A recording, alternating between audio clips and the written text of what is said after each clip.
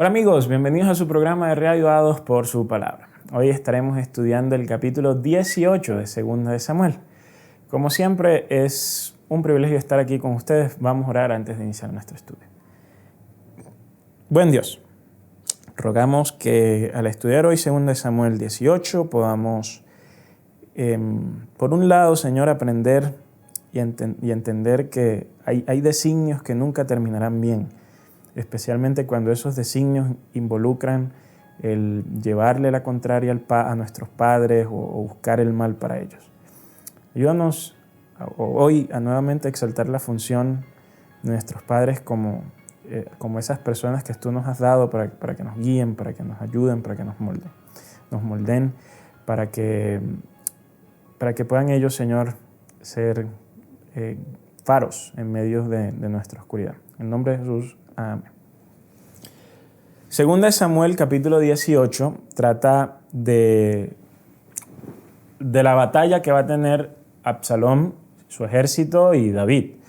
David quería ir a la guerra, era natural, como el capítulo anterior lo decía, al fin y al cabo él era un hombre experto en guerra. Sin embargo, organizó él al pueblo en tres grupos. A un grupo se lo dio a Joab, el otro a Abisai y el otro a Itai, el geteo. Cuando él quería salir, pues le dijeron: rey, no vayas porque primero tu valor, que tú mueras en el campo de batalla equivale a que 10,000 de nosotros muramos allí, así que no vayas. Además, si hay que huir, pues la gente, es mejor que tú no vayas porque así no entorpeces el proceso de huida si hay que huir. David pues se queda esperando las noticias que se ha de traer, y el pueblo entonces sale al encuentro, a la batalla contra Absalom y sus ejércitos. El texto nos dice de una forma muy, muy sencilla, muy resumida, que el pueblo de David y el ejército de David, que estaba aquí organizado en tres bandos, termina derrotando al ejército de Absalom. De hecho, dice el texto que hubo una matanza de 20,000 hombres, al punto que en el versículo 8 nos dice que el bosque devoró más gente que lo que devoró o de los que mató propiamente el ejército rival. Dice el texto que Absalom iba caminando por en medio del bosque y su pelo se enredó en las ramas de los árboles que estaban por allí. Y alguien va y le informa a Joab que Absalom estaba allí colgando del árbol, y Joab va y pues termina de acabar con la vida de Absalom. Dice que le da unos dardos, y además de eso, en el versículo 14 dice que toma dardos en la mano y los clava en el corazón de Absalom. Y en el 15 dice que los escuderos de Joab terminaron de rodear y de matar a Absalom. El texto entonces avanza y nos dice que Joab tocó la trompeta y el pueblo regresó de perseguir a Israel porque Joab detuvo al pueblo.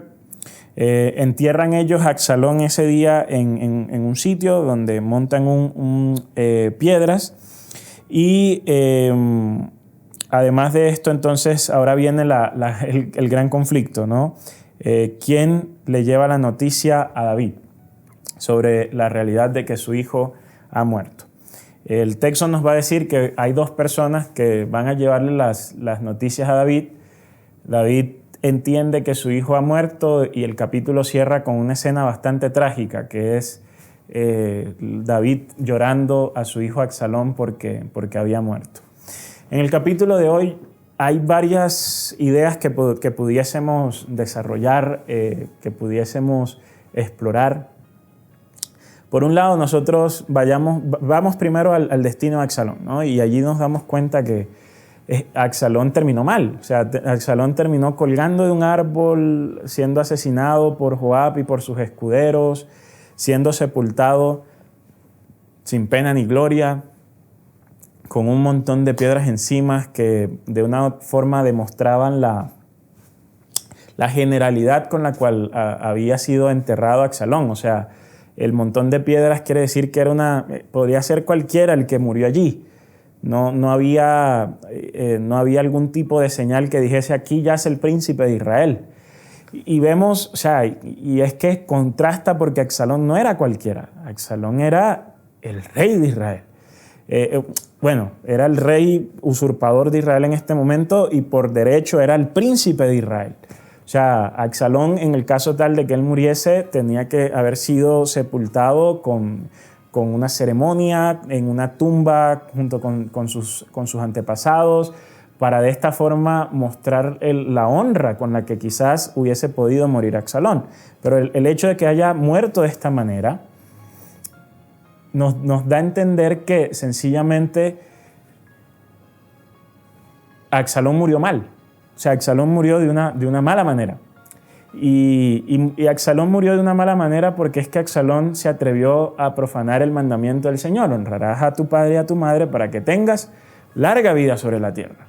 Y aquí nosotros vemos a Absalón haciendo todo lo opuesto al mandamiento, deshonrando a su padre, obligándolo a salir, usurpando lo que no era de él, porque el trono no era de Absalón, entonces usurpando lo que no era de él. Además, ustedes recordarán que Absalón trata de hacer todo lo posible por humillar a su padre y de esta manera genera un destino para sí que no, o sea, no le tocaba a Absalón morir de esta manera, pero él decidió este destino al decidir pues deshonrar a su padre de la manera en que lo hizo. Así que desde esa perspectiva nosotros reflexionamos ahora en el rol de hijos y en el mandamiento del Señor, en el hecho de honrarlos, ¿no? Muchos sencillamente se desentienden de los padres y de las madres y no cuidan de ellos, pensando en que a veces dicen, bueno, fueron malos padres, malas madres, y bueno, acá hay un proceso de perdón y de establecer unas relaciones que puedan al mismo tiempo tener un límite, donde la persona que esté en ellas pueda tener un límite, donde no pueda ser herido nuevamente, pero al mismo tiempo el poder construir una relación con papás y con mamás que quizás pudiesen llegar a estar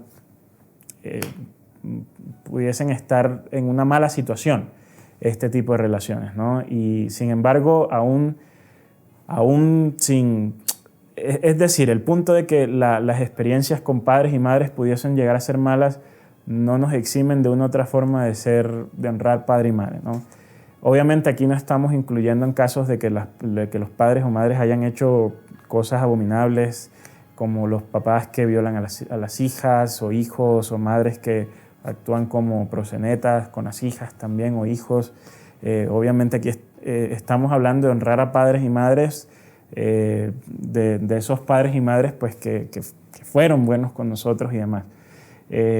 A veces hay una persona que puede llegar a tener una concepción de su papá o su mamá que pues, está manchada por el hecho de que quizás él quería hacer algo y que no se lo dejaban hacer y automáticamente por esto decía, no, mi papá y mi mamá fueron malas personas, pero no era así. Era simplemente una cuestión de que tus papás y tus mamás te estaban educando para algo bueno.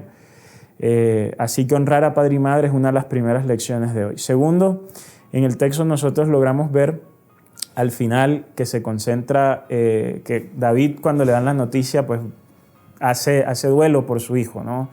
Absalón, y llora por Absalón, porque desde el punto de vista de David, a pesar de que los hijos hagan cosas abominables y hagan cosas terribles ante los ojos de sus padres los siguen queriendo. Y David tenía la esperanza de que Absalón, a pesar de que le quitó el trono, o sea, a pesar de que estamos hablando de un aspecto político donde tenían que haber consecuencias, David esperaba que pues él pudiese resolver la situación con Absalón de otra manera, que Absalón no tuviese que morir. Él esperaba quizás volver a ser el rey y quizás exiliar a Absalón o perdonar a Absalón. Él imaginaba la historia terminando de una manera diferente. Y aquí entonces resalta el corazón de un padre, ¿no? De hecho, Joab más adelante en el capítulo de mañana va a reprender a David, pero porque Joab solo ve un rey, pero es que él no es solo un rey, él también es un humano y ante los ojos de él como humano, él es un papá.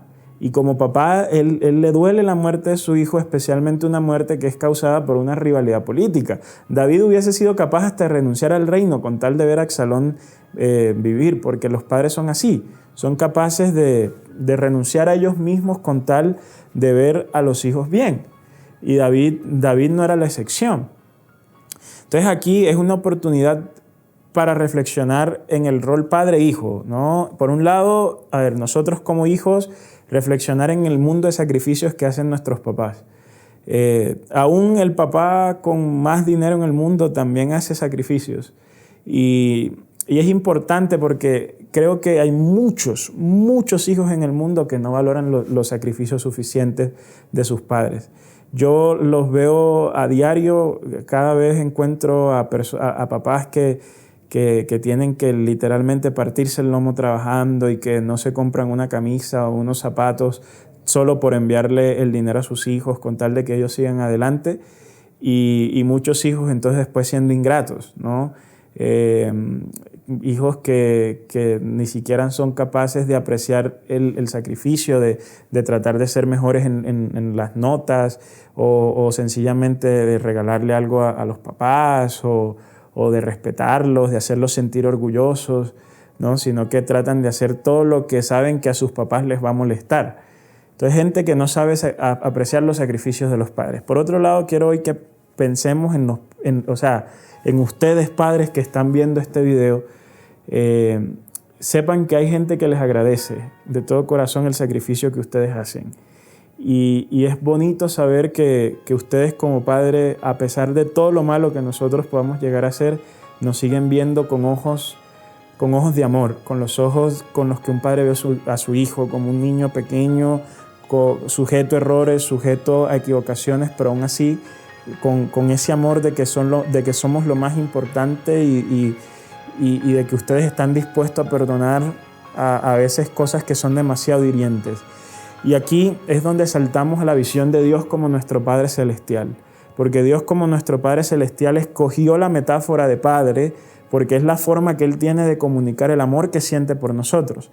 Ese amor que lo lleva a perdonarnos aun si tú y yo hacemos las cosas más inimaginables, las cosas más abominables que podamos llegar a pensar. Aún así, Dios te mira tal cual como te mira tu papá y tu mamá, con los ojos de una persona, con los ojos de amor, diciéndote, aquí estoy, te amo y soy aún capaz de perdonarte por esto tan grave que has hecho. Que podamos nosotros valorar a nuestros padres terrenales y también a nuestro Padre Celestial.